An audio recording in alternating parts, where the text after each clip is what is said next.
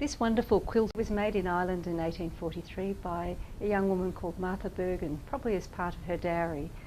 Martha's father was a draper, which probably explains the wonderful range of textiles which she's incorporated into the quilt. There were just so many wonderful designs and rich colours. Martha and her husband came out to Victoria as assisted immigrants on a ship which was almost entirely full of young women, and Martha's husband was paid as a constable to keep them all in order. Andrew and Martha arrived in Melbourne in 1852 at the height of the gold rush. They'd already lost 2 sons before they left Ireland, and after they arrived, Martha gave birth to 3 more children in reasonably quick succession, 2 of whom also died. At that stage I think they decided it was time to move up to the goldfields and try their luck up there. They had a pretty rough time of it there too. Martha gave birth to a couple more children and sadly they died as well. It was a pretty common story, that high level of mortality out in the goldfields.